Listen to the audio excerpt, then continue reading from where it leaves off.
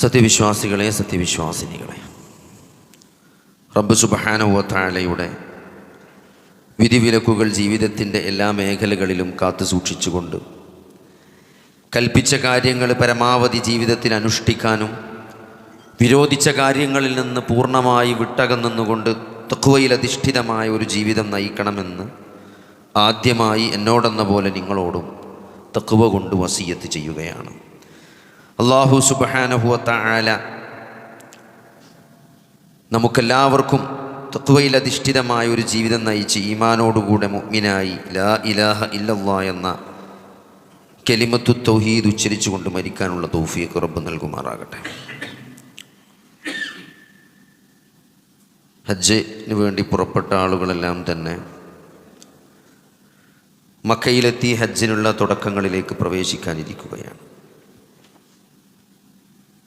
എത്രയോ ഹജ്ജ് പെരുന്നാളുകൾ നമ്മുടെ ജീവിതത്തിൽ കഴിഞ്ഞു പോയിട്ടുണ്ട്.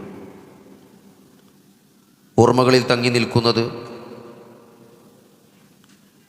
ജീവിതത്തിൽ ബാക്കിയായത് എന്താണ് എന്ന് നമ്മൾ ആത്മവിചിന്തനം നടത്തേണ്ട ഒരു സന്ദർഭമാണിത്. വിശുദ്ധ ഖുർആനിൽ 70 സ്ഥലങ്ങളിലാണ് മഹാനായ ഇബ്രാഹിം നബി അലൈഹിസ്സലാമിനെ പേരെടുത്ത് പറഞ്ഞിട്ടുള്ളത്. 5 നേരം നമസ്കരിക്കുന്ന ഒരു സത്യവിശ്വാസി നിർബന്ധമായും ഒരു ദിവസം 20 പ്രാവശ്യമെങ്കിലും ഇബ്രാഹിം എന്നുള്ള പേര് ഉച്ചരിക്കാൻ ബാധ്യസ്ഥനാണ്.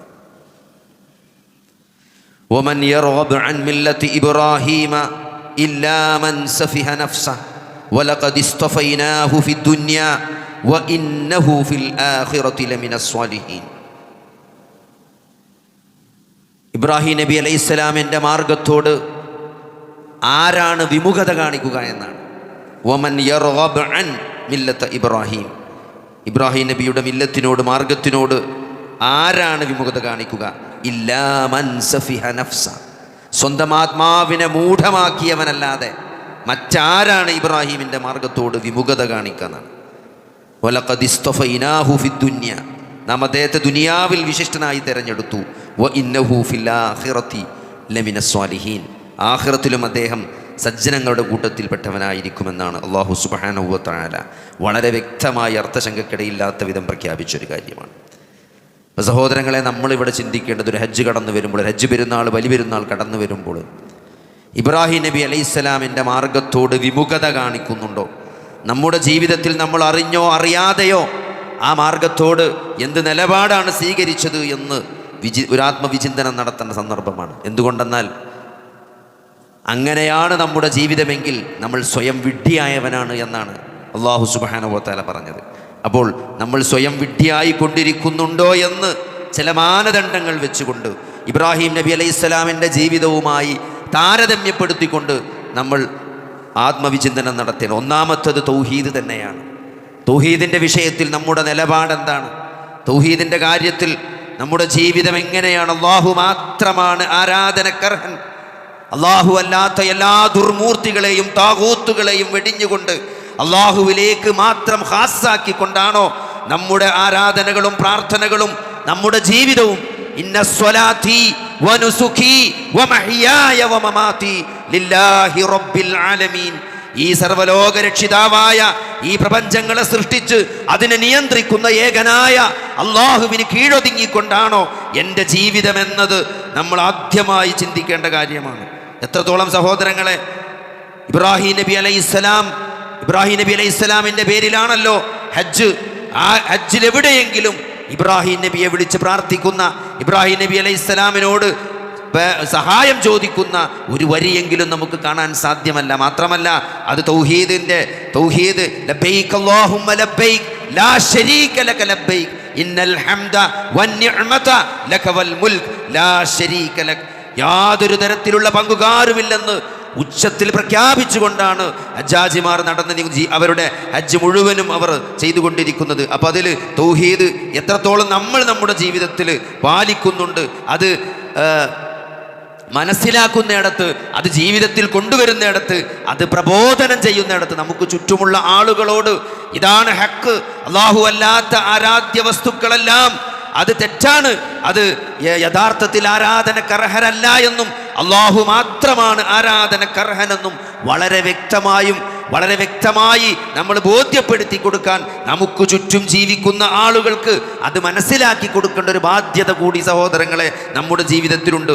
ഇബ്രാഹിം നബി അലൈഹിസ്സലാം ഏതൊരു സാഹചര്യത്തിൽ നിന്നാണ് വന്നത് അല്ലേ? തൻ്റെ കുടുംബത്തിൽ, തൻ്റെ വീട്ടിൽ, തൻ്റെ നാട്ടിലെല്ലാം ഈ ഒരു തൗഹീദ് പറയാൻ വേണ്ടി അദ്ദേഹം കാണിച്ച ത്യാഗപരിശ്രമങ്ങൾ, ആ ത്യാഗപരിശ്രമങ്ങൾ കൊണ്ടാണ്, അദ്ദേഹം ഏറ്റുവാങ്ങിയ പീഡനങ്ങൾ കൊണ്ട് നമ്മുടെ ജീവിതത്തിൽ നമ്മൾ ഏറെ സ്നേഹിക്കുന്ന മാതാപിതാക്കളിൽ നിന്ന് പോലും ശത്രുതയും ഭീഷണിയും എല്ലാം ഏറ്റുവാങ്ങേണ്ടി വന്നത് ആ തൗഹീദ് പ്രഖ്യാപിച്ചത് കൊണ്ടാണ്. അള്ളാഹു മാത്രമാണ് ആരാധനക്കർഹൻ എന്നനുസരിച്ച് ജീവിച്ചത് കൊണ്ടല്ല, അത് പ്രഖ്യാപിച്ചത് കൊണ്ടാണ്. ഇന്നനീ മിനൽ മുസ്ലിമീൻ, ഞാൻ മുസ്ലിമാണെന്ന് പറയുന്നവനേക്കാൾ വമൻ അഹ്സനു ഖൗലൻ മിമ്മൻ ദഅ ഇലല്ലാഹി വഅമില സ്വാലിഹൻ വഖാല ഇന്നനി മിനൽ മുസ്ലിമീൻ. വമൻ അഹ്സനു ഖൗലൻ, ആരാണ് ഏറ്റവും നല്ല വാക്ക് പറയുന്നവൻ? അവനേക്കാൾ നല്ലവൻ ആരാണ്? മിമ്മൻ ദഅ ഇലല്ലാഹ്, അല്ലാഹുവിലേക്ക് ക്ഷണിക്കുന്നവനേക്കാൾ. പിന്നെ വഖാല ഇന്നനി മിനൽ മുസ്ലിമീൻ, ഞാൻ മുസ്ലിങ്ങളിൽ പെട്ടവനാണ് എന്ന് പ്രഖ്യാപിക്കുക. അത് പറയേണ്ടിടത്ത് പറയണം, എഴുതേണ്ടിടത്ത് എഴുതണം, ജീവിച്ച് കാണിച്ചു കൊടുക്കേണ്ടിടത്ത് അത് ജീവിച്ച് കാണിച്ചു കൊടുക്കണം. സഹോദരങ്ങളെ, അതിനുള്ള പരീക്ഷണമാണ് ഈ ജീവിതം. അതിനുവേണ്ടിയാണ് ഈ വളരെ ചെറിയ ഒരു ആയുസ്സും ആരോഗ്യവും സമ്പത്തും എല്ലാം അള്ളാഹു നൽകിയത്. ആ ഒരു പരീക്ഷണത്തിന്റെ അടിസ്ഥാനത്തിലാണ് ഒരാൾ ഞാൻ അള്ളാഹുവിന് വിധേയപ്പെട്ടവനാണ് എന്ന് സ്വന്തം ജീവിതം കൊണ്ട് പറയാനും പ്രഖ്യാപിക്കാനും ജീവിക്കാനും ഏത് സാഹചര്യത്തിലും ആരൊക്കെ തയ്യാറുണ്ട് എന്ന് പരീക്ഷിച്ചറിയാനാണ് അള്ളാഹു ഈ മരണത്തെയും ജീവിതത്തെയും അള്ളാഹു സമ്മാനിച്ചത്. അതുകൊണ്ട് സഹോദരങ്ങളെ, അതിൽ വിജയിച്ച ആളാണ്. ആ എല്ലാ പരീക്ഷണങ്ങളും പൂർത്തിയാക്കി അതിൽ പരിപൂർണ വിജയം നേടിയ ആളാണ് മഹാനായ ഇബ്രാഹിം നബി അലൈഹിസ്സലാം. അതാണ് ഇബ്രാഹിം നബി അലൈഹിസ്സലാമിൻ്റെ ജീവിതത്തിൽ നമുക്കുള്ള മാതൃക. ദുനിയാവിലെ പരീക്ഷണങ്ങളിൽ മുഴുവൻ എന്തൊക്കെ ഒരു മനുഷ്യന് ജീവിതത്തിൽ എന്തെല്ലാം സ്നേഹബന്ധങ്ങളുണ്ടോ, നമുക്ക് ഏറ്റവും കൂടുതൽ സ്നേഹബന്ധമുള്ളത് നമ്മുടെ മക്കളോടാണ്, ഭാര്യമാരോടാണ്, അതേപോലെ തന്നെ സഹോദരങ്ങളെ മാതാപിതാക്കളോടാണ് അല്ലേ? നമ്മുടെ ഏറ്റവും അടുത്ത കുടുംബം എന്നത് മാതാപിതാക്കളും മക്കളും ഭാര്യമാരുമാണ്. അതിനോടാണ് ഒരാൾക്ക് ഏറ്റവും കടപ്പാടുണ്ടാകുക. ഈ വിഷയത്തിലെല്ലാം പരീക്ഷിക്കപ്പെട്ട മഹത് വ്യക്തിയാണ് ഇബ്രാഹിം നബി അലൈഹിസ്സലാം അല്ലേ? മാതാപിതാക്കളുടെ വിഷയത്തിൽ പരീക്ഷിക്കപ്പെട്ടു, ഭാര്യയുടെ വിഷയത്തിൽ പരീക്ഷിക്കപ്പെട്ടു. ആ ഭാര്യയും കുട്ടിയെയും ആരോരുമില്ലാത്ത മക്കയിൽ ഉപേക്ഷിക്കണമെന്ന് അല്ലാഹു പറഞ്ഞപ്പോൾ യാതൊരു മടിയും കൂടാതെ അതിന് തയ്യാറായി അല്ലേ? ആ വാർദ്ധക്യത്തിൽ ജനിച്ച മകനെ അതൊരു പ്രായമായപ്പോൾ ഉപേക്ഷിക്കണമെന്ന് പറഞ്ഞു, അപ്പോൾ ഉപേക്ഷിച്ചു. ഒരു പ്രായമെത്തിയപ്പോൾ അതിനെ അറുക്കണമെന്ന് പറഞ്ഞു, അതിനും തയ്യാറായി. അതെ സഹോദരങ്ങളെ, നമ്മൾ എന്തിനു വേണ്ടിയാണ് ഈ ദീന് കോംപ്രമൈസ് ചെയ്യുന്നത്? ഭാര്യയ്ക്ക് വേണ്ടിയാണോ? മക്കൾക്ക് വേണ്ടിയാണോ? മാതാപിതാക്കൾക്ക് വേണ്ടിയാണോ? തൗഹീദിന്റെ കാര്യത്തിൽ നമ്മൾ വിട്ടുവീഴ്ച ചെയ്യുന്നത് ഈ എന്തെങ്കിലും ബന്ധത്തിന്റെ പേരിലാണെങ്കിൽ മഹാനായ ഇബ്രാഹിം നബിയുടെ മാതൃക നമ്മൾ പിന്തുടരുന്നില്ല. നമ്മൾ സ്വയം വിഡ്ഢികളായവരാണ് എന്നാണ് അല്ലാഹു സുബ്ഹാനഹു വ തആല നമ്മളോട് പറയുന്നത്. അതാണ് വമൻ യർഗബു അൻ മില്ലത്തി ഇബ്രാഹീമ ഇല്ലാ മൻ സഫിഹ നഫ്സ. സ്വന്തം ആത്മാവിനെ മൂഢമാക്കിയവനല്ലാതെ മറ്റാരാണ് ഇബ്രാഹീമിന്റെ മാർഗത്തോട് വിമുഖത കാണിക്കുക എന്ന് ചോദിക്കുമ്പോൾ സഹോദരങ്ങളെ, തൗഹീദിന്റെ വിഷയത്തിൽ അത് പ്രഖ്യാപിക്കാൻ, അതനുസരിച്ച് ജീവിക്കാൻ ഈ ജാറവുമായി എനിക്ക് യാതൊരു ബന്ധവുമില്ല. അല്ലാഹു അല്ലാതെ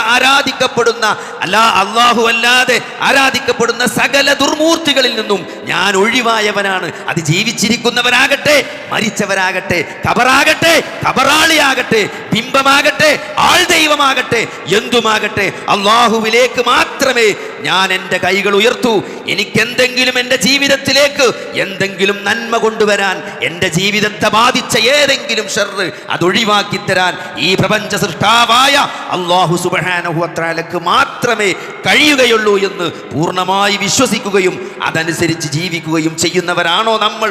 എങ്കിലേ സഹോദരങ്ങളെ നമ്മൾ ഇബ്രാഹീമിൻ്റെ മാർഗത്തിലാകുള്ളൂ. ഇബ്രാഹിം നബി അലൈഹിസ്സലാമിൻ്റെ ആദർശമാണ് നമ്മൾ പിന്തുടരുന്നത് എന്ന് പറയാൻ നമുക്ക് ആ അനുവാദമുള്ള അവകാശമുള്ളൂ. അതേപോലെ സഹോദരങ്ങളെ, ഈ തൗഹീദ് ഇത് കൃത്യമായി പറയുന്നതിൽ നമ്മൾ വീഴ്ച വരുത്തിയിട്ടുണ്ടോ? ഇത് കൃത്യമായിട്ട് പറയുന്നതിൽ നമുക്ക് ചുറ്റും ജീവിക്കുന്ന ആൾക്കൂട്ടങ്ങളോട് ഇതാണ് ഹക്കിൻ്റെ മാർഗം, ഇതാണ് പരലോക വിജയത്തിൻ്റെ മാനദണ്ഡം എന്ന് കൃത്യമായി പറഞ്ഞു കൊടുക്കാൻ ഏതെങ്കിലും തരത്തിലുള്ള കോംപ്ലക്സുകൾ, ഏതെങ്കിലും തരത്തിലുള്ള പേടികൾ എന്തിന് സഹോദരങ്ങളെ?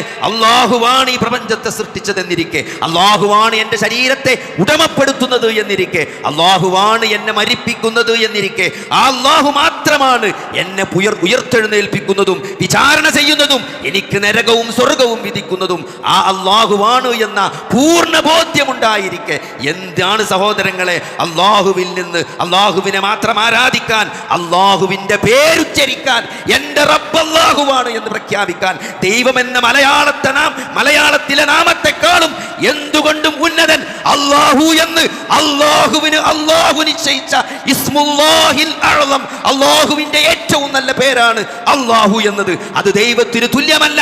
അത് ദേവിക്കോ ദൈവങ്ങൾക്കോ പര്യായങ്ങളുള്ള ബഹുവചനമുള്ള സ്ത്രീലിംഗമുള്ള ദൈവം എന്ന നാമത്തിന് അത് ഒരിക്കലും തുല്യമാകുകയില്ല എന്ന് അള്ളാഹുവിന്റെ പേര് അള്ളാഹു അറിയിച്ചു തന്നത് അത് അള്ളാഹു എന്നതാണ്, റഹ്മാൻ എന്നതാണ്. അള്ളാഹുവിന് സുന്ദരമായ നാമങ്ങളുണ്ട്. വലില്ലാഹിൽ അസ്മാഉൽ ഹുസ്ന വദുഊഹു ബിഹാ, അള്ളാഹുവിന് ഏറ്റവും സുന്ദരമായ പേരുകളുണ്ട്. നിങ്ങൾ അതുകൊണ്ടാണ് അള്ളാഹുവിനെ വിളിക്കേണ്ടത്. അതുകൊണ്ട് സഹോദരങ്ങളെ, ദൈവം എന്ന പേര് അത് അള്ളാഹുവിന്റെ പേരല്ല. അതിന് ദേവി എന്ന സ്ത്രീലിംഗമുണ്ട്, അതിന് ദേവൻ എന്ന ആൺലിംഗമുണ്ട്, അതിന് ദൈവങ്ങൾ എന്ന ബഹുവചനമുണ്ട്. എന്നാൽ അള്ളാഹു എന്ന പേരിൽ അതിന് ബഹുവചനമില്ല, അതിന് സ്ത്രീലിംഗമില്ല. അത് അള്ളാഹുവിന്റെ പേരായി അറിയിച്ചു തന്നതാണ്. അത് ഉച്ചരിക്കാൻ എന്തിനാണ് മുസ്ലിമേ നീ മടി കാണിക്കുന്നത്? അതിലെന്താണ് ഒരു കോംപ്ലക്സ് ഉള്ളത്? നിന്നെ സൃഷ്ടിച്ചതും നിന്നെ ഉടമപ്പെടുത്തുന്നതും നിന്നെ മരിപ്പിക്കുന്നതും നിന്നെ വിചാരണ ചെയ്യുന്നതും നിനക്ക് നരകവും സ്വർഗവും വിധിക്കുന്നത് ആ അള്ളാഹുവാണെന്നിരിക്കെ അതിലെന്താണ് ഒരു കോംപ്ലക്സിന് സ്ഥാനമുള്ളത്? അതുകൊണ്ട് ഇബ്രാഹീമിന്റെ മാർഗമാണോ സഹോദരങ്ങളെ അള്ളാഹു എന്ന പേരുച്ചരിക്കാൻ, തൗഹീദ് കൃത്യമായി പറയാൻ അതിനൊരു മടിയും കാണിക്കേണ്ടതില്ല. നമുക്ക് ഏറ്റവും ബന്ധമുള്ളത് അള്ളാഹുവിനോടാണ്. നമ്മൾ ഏറ്റവും കൂടുതൽ സ്നേഹിക്കുന്നത് അള്ളാഹുവിനോടാണ്. നമ്മൾ ഏറ്റവും ഭയപ്പെടുന്നത് അള്ളാഹുവിനോടാണ്. നമ്മൾ ഏറ്റവും പ്രതീക്ഷയർപ്പിക്കുന്നത് അള്ളാഹുവിലാണ് സഹോദരങ്ങളെ. ആ അള്ളാഹുവിനാണ് ഏറ്റവും വലിയ ശക്തിയുള്ളത്. എല്ലാം സംഭവിക്കുന്നത് അള്ളാഹുവിന്റെ അനുമതി പ്രകാരമാണ്. അതുകൊണ്ടാണ് നമ്മൾ അള്ളാഹുവിൽ തവക്കുൽ ചെയ്യുന്നത്. അതാണ് ഇബ്രാഹിം നബി അലൈഹിസ്സലാമിന്റെ ജീവിതത്തിൽ ഉടനീളം നമ്മൾ കണ്ട തവക്കുൽ. അതാണ് നമ്മൾ ഇബ്രാഹിമിന്റെ മാർഗത്തിലാണ് എന്ന് പറയുന്നത്.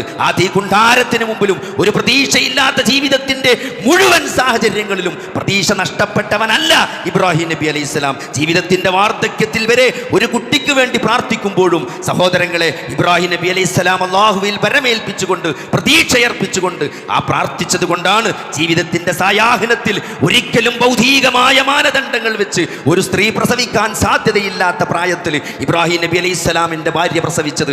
ആ തവക്കുലിന്റെ ബലമാണ്. അതുകൊണ്ട് അതാണ് ഇബ്രാഹിമിന്റെ മാർഗം സഹോദരങ്ങളെ. അതിലാരാണ് ഒരു പ്രതീക്ഷയില്ലാത്ത ഭൗതികമായ മാനദണ്ഡങ്ങൾ അവസാനിക്കുന്നിടത്ത് പോലും അള്ളാഹുവിൽ പ്രതീക്ഷയർപ്പിച്ച് മുന്നേറുന്നവനാണ് സത്യവിശ്വാസി. അതാണ് ഇബ്രാഹിം നബിയുടെ പാഠം നമുക്ക് നൽകുന്നത്.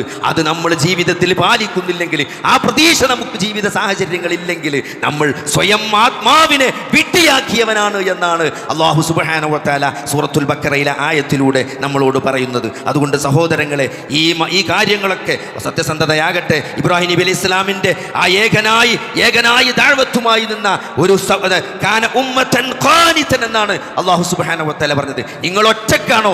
നിങ്ങൾ അൽ ജമാഅ എന്ന് പറഞ്ഞാൽ അത് അള്ളാഹുവിനും റസൂലിനും അനുസരിച്ചുകൊണ്ട് എന്താണോ റസൂൽ കൊണ്ടുവന്നത് ആ ഒരു കാര്യത്തിൽ അടിയുറച്ചു നിൽക്കലാണ്. അത് നമ്മൾ ഒറ്റക്കാണെങ്കിലും നമ്മളാണ് അൽ ജമാഅത്ത്. കാനത്ത് ഉമ്മതൻ ഖാനിതൻ. ഇബ്രാഹിം നബി അലൈഹി ഇസ്ലാമിനെ ഒരു വ്യക്തിയെ പറ്റിയാണ് അല്ലാഹു സുബ്ഹാനഹു വ തആല ഉമ്മത്താണെന്ന് പറഞ്ഞത്. അതുകൊണ്ട് സഹോദരങ്ങളെ, നിലപാടുകളാണ് നമുക്ക് വേണ്ടത്, കൃത്യമായ ദീനിന്റെ നിലപാടുകൾ. അതാരും കണ്ട് ഒരാൾക്കൂട്ടത്തെ കണ്ട് പേടിക്കേണ്ടവനല്ല സത്യവിശ്വാസി സഹോദരങ്ങളെ. ഇന്ന ഇബ്രാഹീമ കാന ഉമ്മതൻ ഖാനിതൻ. ഏൽപ്പിക്കപ്പെട്ട ഉത്തരവാദിത്തങ്ങൾ മുഴുവൻ പൂർത്തീകരിച്ച ഇബ്രാഹീമല്ലദീ വഫ എന്ന് അല്ലാഹു സുബ്ഹാനഹു വ തആല സർട്ടിഫിക്കറ്റ് നൽകിയ മഹാനായ ഇബ്രാഹിം നബി അലൈഹി ഇസ്ലാമിന്റെ മാർഗം. അതുകൊണ്ട് ആ മാർഗം നമ്മൾ മനസ്സിലാക്കുക, അതനുസരിച്ച് ജീവിക്കുക സഹോദരങ്ങളെ.